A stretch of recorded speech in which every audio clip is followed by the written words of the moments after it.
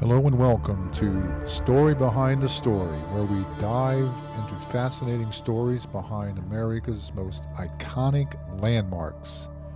I'm your host, Brian Smith, and today we're shining the spotlight on Ford's Theater in Washington, D.C. This historic theater is famous for being the site of President Lincoln's assassination, but its story goes far beyond that tragic event.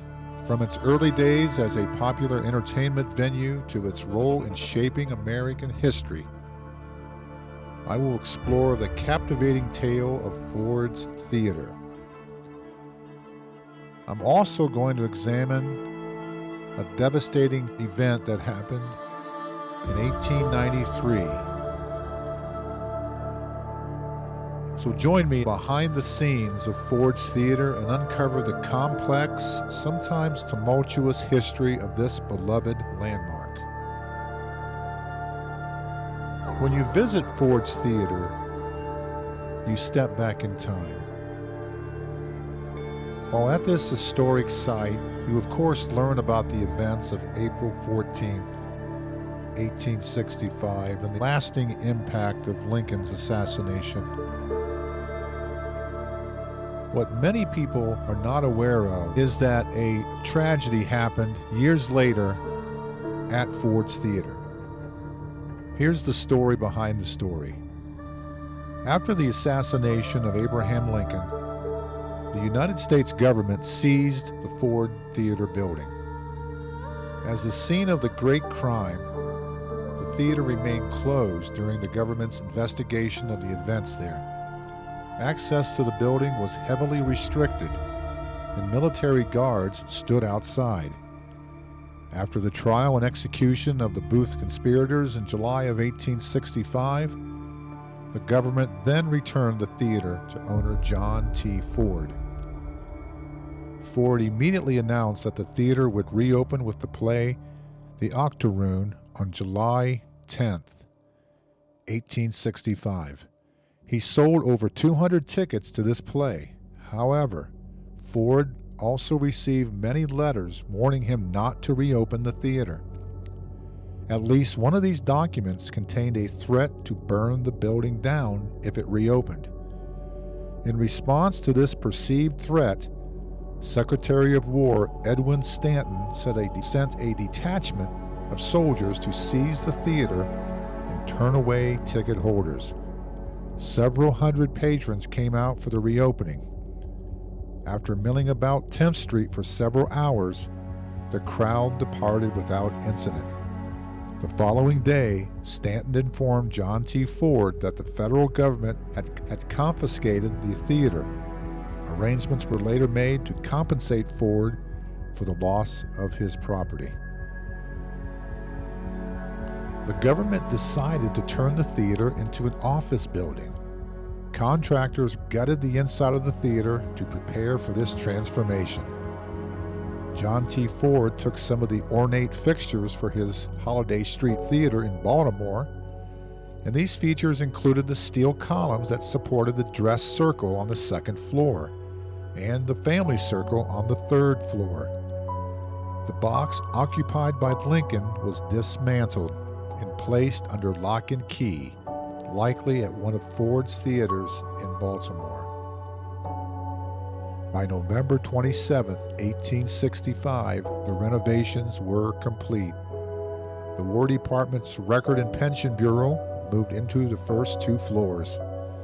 The second floor also housed the library of the Surgeon General's office, containing several thousand volumes of medical reference books. The Army Medical Museum moved into the third floor space in 1867. That museum relocated to a new building on the National Mall 20 years later. At that time, the Record and Pension Bureau took over that space as well. Over the years, many pension clerks complained about the poor and unsafe conditions of the building. In 1886, the War Department hired a new bureau chief, Colonel Fred Ainsworth, and authorized interior improvements. Ainsworth made several updates to the building systems. He also implemented heavier workloads and longer hours for the military clerks. This made him very unpopular among the staff. There were over 500 government clerks working in the building by 1893. Several workers expressed concerns about the safety of the building. Ropes cordoned off parts of the building due to concerns with the structure. At the end of the workday, supervisors released the workers floor by floor so as not to put too much weight on the main staircase.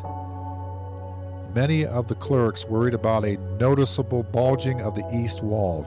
Some also observed pieces of plaster falling from the walls and ceiling. Ainsworth's superiors told him that the wall was secure and that the whole building was safe. Later in 1893, Ainsworth received permission to install an electric light plant for the building as part of the modernization efforts. To install the light plant and provide ventilation for the area, workers had to excavate 12 feet between the two partition walls in the basement. This work took place near the brick piers that held up the posts and beams throughout the building. Now the story behind the story. On Friday, June 9th, 1893, at 9:30 a.m., one of the brick support piers in the basement collapsed.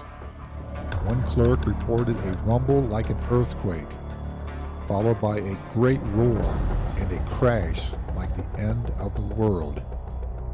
Floor by floor, in a domino effect working upwards, the columns collapsed. As they fell, they released the beams and the floors they supported, which in turn dropped the higher columns, beams, and floors. The collapse left a 40-foot hole through all 3 stories of the building. Desks, chairs, tables, files, floorboards, and the dead and dying lay in a chaotic and dusty heap on the lowest level of the building. 22 workers died, and at least 68 more were injured. During this tragedy, there was a great moment of heroism. Again, the story behind the story. A young African-American man named Basil Lockwood rushed to a back window to help. He climbed a telegraph pole and held a ladder to one of the 3rd-floor windows, helping survivors to escape. His efforts saved around 20 clerks. For his heroics, the War Department clerks gave him an inscribed gold watch. They also petitioned Secretary of War Daniel Lamont to give Lockwood a job. 3 months later, the War Department rewarded Lockwood with a job as a messenger that paid $55 a month. Sadly, he lost this job 7 months later due to budget cuts. It took days to remove the bodies and the rubble. Even before the work was completed, the surviving clerks and the public wanted to know who was responsible for the collapse. Many blamed Colonel Ainsworth.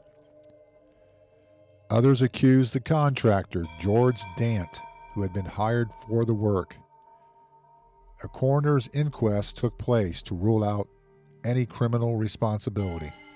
After deliberations, the jurors of the inquest found Ainsworth, Dant, the building superintendent, and the engineer guilty of criminal negligence and recommended prosecution. The jury found particular fault with Dant, who they determined was responsible for not properly shoring up the brick piers before excavation. The findings of the inquest were forwarded to the district attorney. The district attorney determined that the superintendent and engineer were not criminally responsible. Charges against Ainsworth and Dant were eventually dropped as well. The families of the deceased clerks received $5,000 from the government. Those who were injured received between $50,000 and $5,000. Workers repaired the damaged floors and prepared to repurpose the building again. From 1893 to 1928, the old Ford's Theater became an office and storage facility for the War Department. The War Department transferred the building to the Office of Public Buildings and Public Parks of the National Capital. In 1933, the National Park Service took control of the theater and the Peterson House. The NPS transformed the theater with exhibits and artifacts on the president's life. In the 1960s, a campaign began to restore Ford's Theater. The renovation work was completed in 1968. And Ford's Theater reopened as a live theater and historic site. Today, you can come and visit one of the most famous theaters in American history. Legacy of Ford's Theater. Today, Ford's Theater serves as a national historic site and working theater, preserving the memory of President Abraham Lincoln and his legacy through live performances, a museum, and educational programs. It offers a comprehensive experience that combines history, theater, and education. That's the story behind the story. I've delved into the untold and hidden history behind the collapse of Ford's Theater. I hope you found it as fascinating as I did.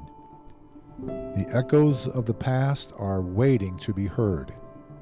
My name is Brian Smith, and we are history. Thank you for listening.